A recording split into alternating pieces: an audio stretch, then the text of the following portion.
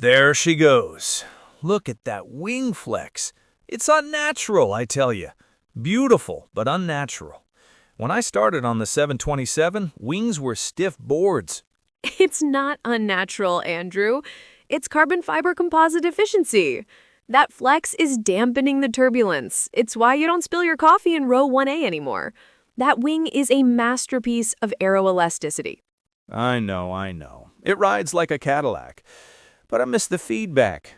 You take the A350 or the Dreamliner. You input a command, the computer thinks about it, consults a committee of processors, and then moves the control surface. I miss the cables. I miss feeling the air density through the yoke. You miss working out your biceps to bank the plane. We're designing for fuel burn and safety now. That A350 out there, it's burning 25% less fuel than the planes you grew up flying. That's purely down to the high bypass engines and those flexible wings you're suspicious of. Oh, I respect the engines. The GE9X on the new 77X, that thing is the size of a fuselage.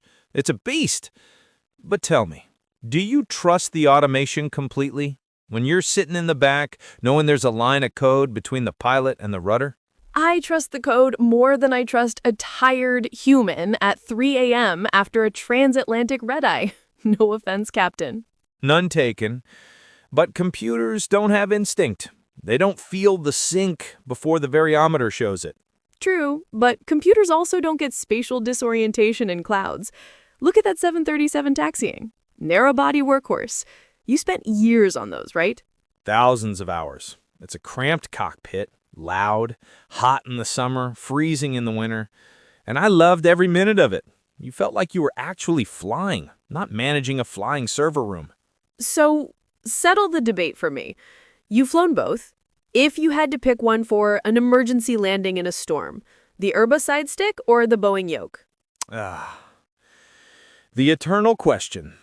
Look, the Airbus philosophy is hard protections. The plane literally won't let you stall it or bank it past 67 degrees.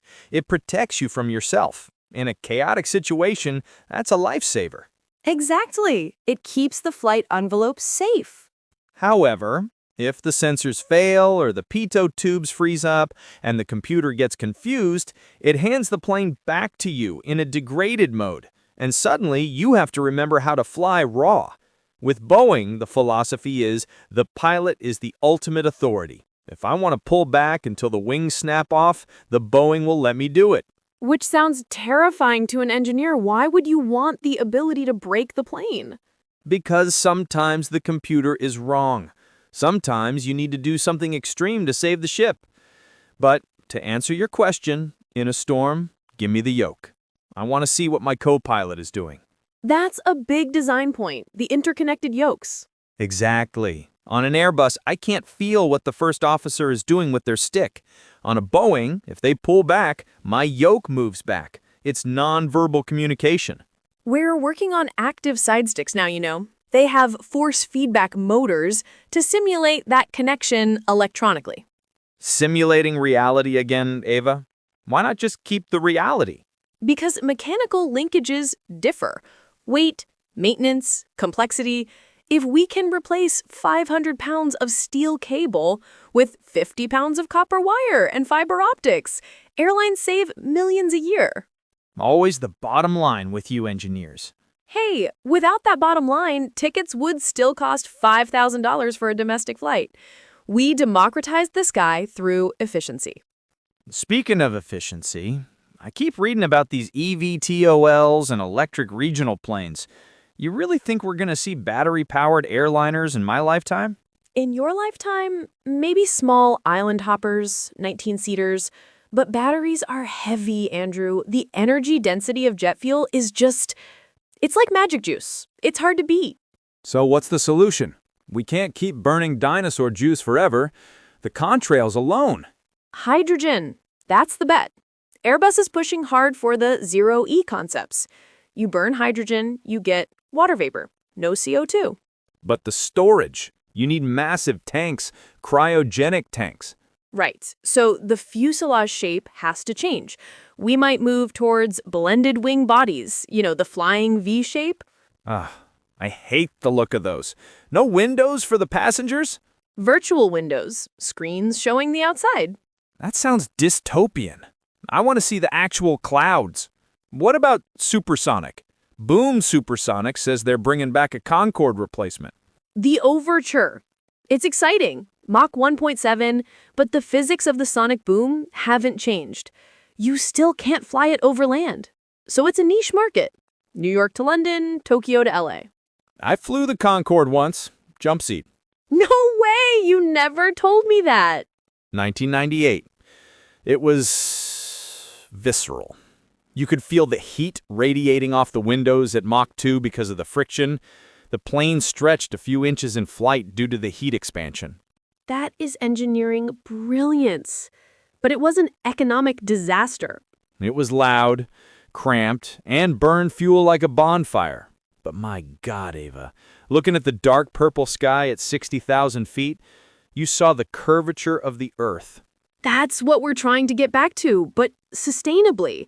If we can crack the sonic boom, soften it to a thump rather than a bang, we unlock the whole world. You know, despite all the tech, the automation, the headaches of the FAA, there is still nothing like the golden hour. The sunrise? Yeah, you're over the Atlantic, everyone in the back is asleep, you have a lukewarm coffee, and you see the sun come up over the horizon before anyone on the ground does. The colors, purples, oranges, it's spiritual. That's why I build them, Andrew. I can't fly them like you do. I don't have the hands for it.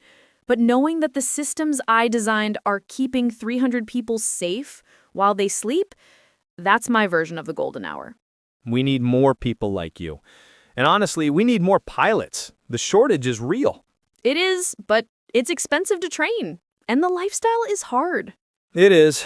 Miss birthdays, Christmas in a hotel in Dubai. But I wouldn't trade it. What's the next big project for you?